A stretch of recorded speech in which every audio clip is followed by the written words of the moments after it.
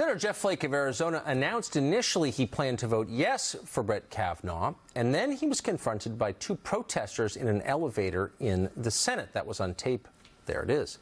One of the women who was screaming at him, it turns out, is a professional activist on the payroll of billionaire George Soros. Her name is Anna Maria Archila. She's co-executive director at the Center for Popular Democracy, which Soros funds. Another protester who harassed Senators Mitch McConnell and Bob Corker also, amazingly, works for that group. Congressman Jim Jordan is a Republican. He represents the state of Ohio. He sits on the House Judiciary Committee, and we're happy to have him tonight. Congressman, are you surprised to learn this? No, I mean, the left is going completely crazy. I mean, you think about this. They applaud Kaepernick and they try to destroy Judge Kavanaugh. That's the modern day left, so it doesn't really surprise me. I said this the other day to a group I was addressing, that they applaud Kaepernick when he disrespects the flag. They embrace Cuomo when he said America was never that great. And they cheer on Maxine Waters when she encourages people to go harass Republicans, like what happened to Senator Flake. So this is just the left. And I think Americans see through this, and that's why so many folks across our district, and frankly, I was in Texas last week, I think around the country, want Judge Kavanaugh to be on the court and know he deserves to be on the court. It's just a little weird to see this from a nonprofit in Washington. I mean, you think of nonprofit organizations in D.C. as producing backgrounders, helping formulate policy. It's impossible to imagine the Heritage Foundation saying to two employees, high-level ones, hey, go to National Airport and scream at Mazie Hirono as she gets in her Uber. I mean, Republicans just... So is that a legitimate use of a nonprofit?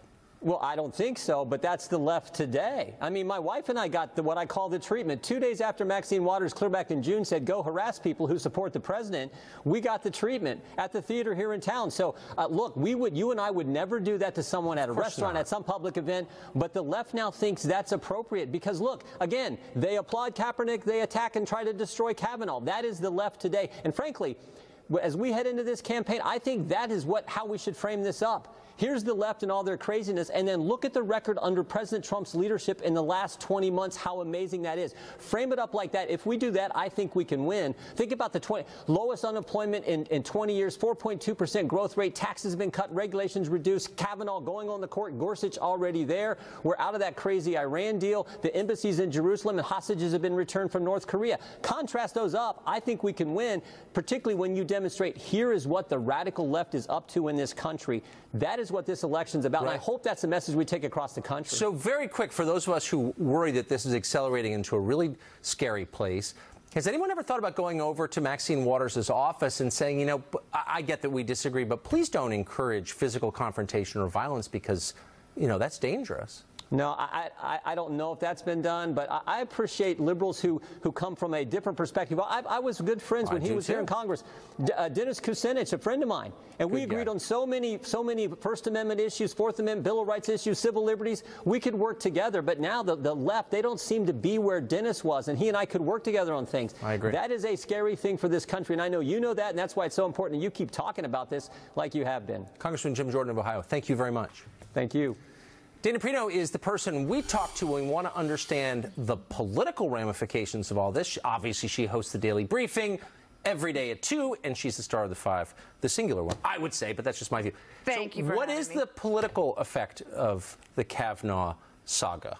As the president likes to say, we'll see what happens. It is really high stakes, and everybody is super engaged. They were sort of like waiting, like, what would be the October surprise? Well, I think that actually the Kavanaugh is it. For Republicans, they could benefit in certain places. For example, in the states like North Dakota, you see Heidi Heitkamp now down 10 to her Republican challenger. That's really big, and it's going to be hard for her to come back from that. Also Missouri, Indiana, and West Virginia.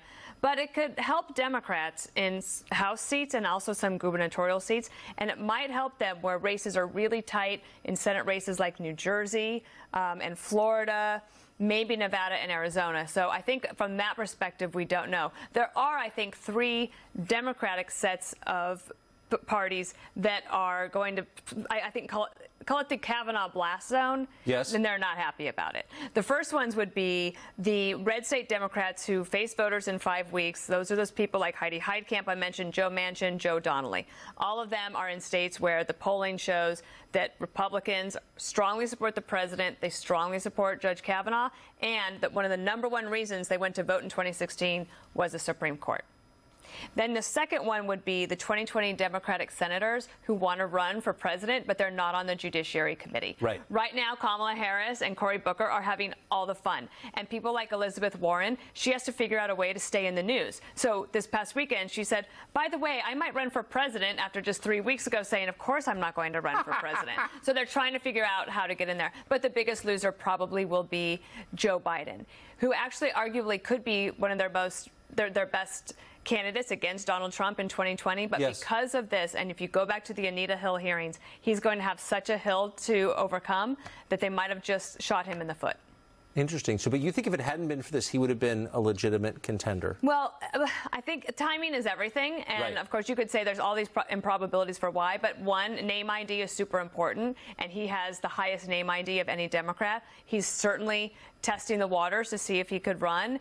And he's got energy, and he wants to fight against Trump. And he's one of those Democrats that might be able to bring back some of those blue-collar workers that you write about in your great new book, Ship of Fools, that you won't promote on your own show. Well, you put a bow on that sentence. I thought Joe Biden had a shot in 1988, so he might be one of these perpetual... Well, that's why President Trump calls him the 1% Joe. That's pretty funny.